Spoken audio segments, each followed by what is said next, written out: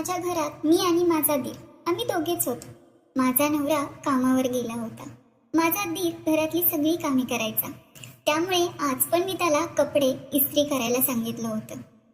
पण यावर तो म्हणाला की मला याचा मोबदला द्यावा लागेल. मी पण सहजच हो बोलून टाकलं.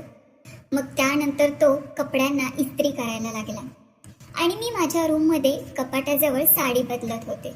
माझा दीर मागून आला आणि त्याने एकदम माझा हात धरला. तशी मी त्याला म्हटले, हे काय करतोयस तू? तर त्यावर तो म्हणाला की मी आधीच तुम्हाला म्हटलं होतं मी इस्त्री करेन, पण तुम्हाला त्याचा मोबदला द्यावा लागेल. आता मला मोबदला तर हवा आहे. असं बोलून त्याने माझा हात घट्ट पकडला आणि मला ओढत त्याच्या रूममध्ये घेऊन निघाला होता. मी धडपड करत होते, पण त्याच्या पुढे माझी ताकद कमी पडत होती. मी हात हिसकवायला लागले. त्यामुळे त्याने एकदम मला मिठीत पकडल्यागत धरलं आणि मला ओढत घेऊन त्याच्या रूममध्ये गेला. त्याचे डोळे लाल झाले होते. त्याने रूमचं दार लावलं आणि मला बेडवर ढकललं. मला कळतच नव्हतं की एरवी मला घाबरून घाबरून असणारा माझा दीर आज असं का वागत होता. मला बेडवर ढकलून त्यानं त्याचं कपाट उघडलं आणि काहीतरी शोधू लागला. मी विचारातच पडले की हा माझ्याकडून नेमका कसला मोबदला घेणार आहे. मी या आधीच सगळं आठवून लागले की मी असं काय वागले की त्यामुळे तो असं वागत होता. माझं नाव प्रतीक्षा. माझं लग्न एका अशा घरात झालं जिथं माझ्या मागं सासू सासरे नणंद भाऊजेचा जाच नव्हता. कारण त्या घरात फक्त माझा नवरा आणि त्याचा एक लहान भाऊ दोघेच राहत होते.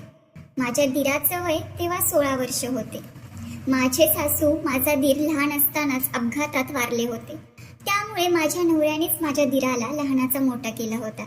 मी घरात आल्यावर माझा नवरा मला म्हणाला होता की माझ्या लहान भावाला मुलासारखं सांभाळ, त्याला तुझं प्रेम दे म्हणून. त्यावेळी माझा दीर 10वीला होता आणि तो घरातली सगळी कामे सुद्धा करत होता. म्हणजे अगदी माझ्या नवऱ्याला सकाळी नाश्ता करून देण्यापासून सगळं तोच करायचा. घरातली सगळी स्वच्छता करायचा आणि मला पण तेच हवं होतं.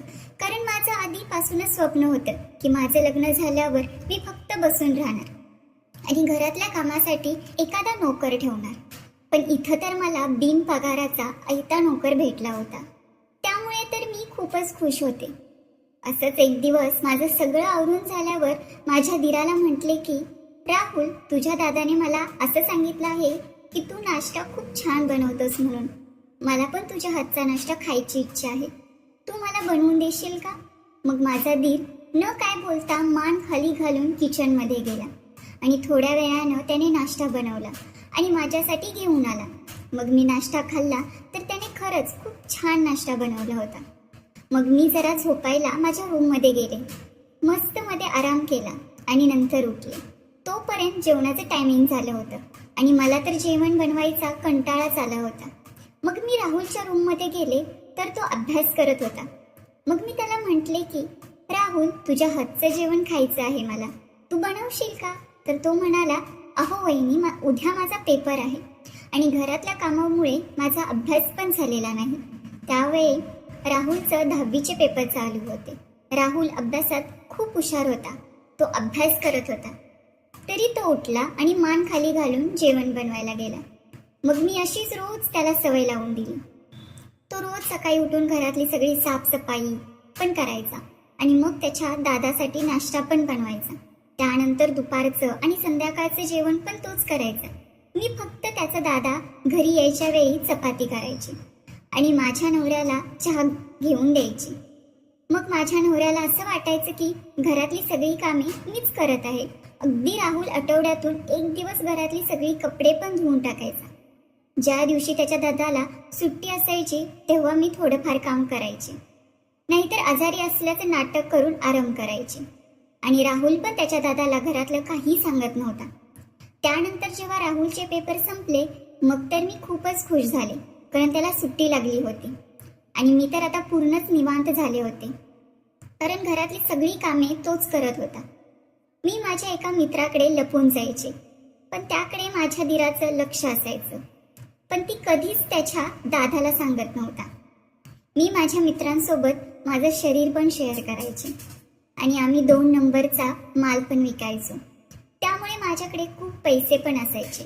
असेच दिवस गेले आता माझा दीर कॉलेजला गेला होता आणि त्याला कॉलेजची फीस भरायला पैशांची गरज होती.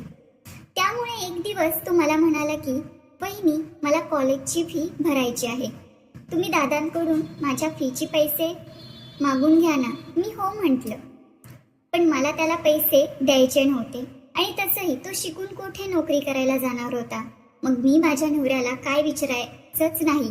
त्यानंतर दुसऱ्या दिवशी जेव्हा राहुलनं मला फीचं विचारलं तेव्हाच मी त्याला म्हणाले की तुझा दादा आता असं म्हणतोय की आता जरा मंदी चालू आहे, त्यामुळे फीचं काय होणार नाही.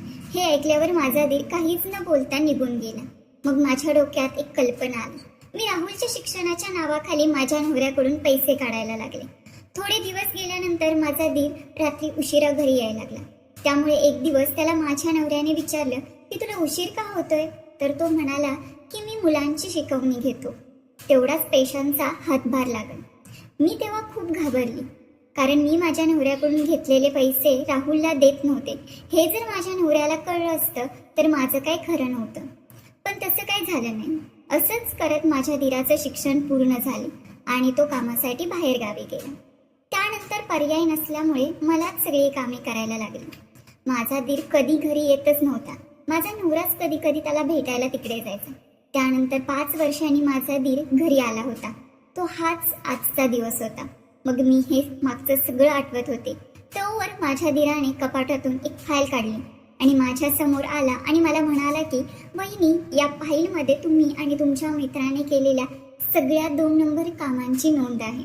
यावर मी त्याला म्हणाले की तुला हे सगळं कोणी सांगितलं, तर यावर तो म्हणाला वहिनी, मी एक इन्कम टॅक्स ऑफिसर आहे आणि तुमच्या मित्राची आणि तुमची माहिती मिळाल्यामुळेच मी इथं आले, कारण मला तुमची आणि माझ्या दादाच्या नावाची बदनामी करायची नव्हती. तेव्हाच मला समजलं की राहुल बाहेर जाऊन इन्कम टॅक्स ऑफिसर झाला होता. मग मला माझ्या सगळ्या चुकांची जाणीव झाली. अगदी मी माझ्या दीराला दिलेल्या त्रासापासून ते माझ्या मित्रांसोबत गैरव्यवहाराने विकलेल्या 2 नंबरच्या मालापर्यंत. मग मी राहुलची माफी मागितली आणि जो काही दंड होतोय तो भरला. राहुल पण मला म्हणाला की मी आधीपासूनच तुम्हाला आईची जागा दिली आहे, त्यामुळे तुम्हाला शिक्षा होऊ नये यासाठीच इथं आलं.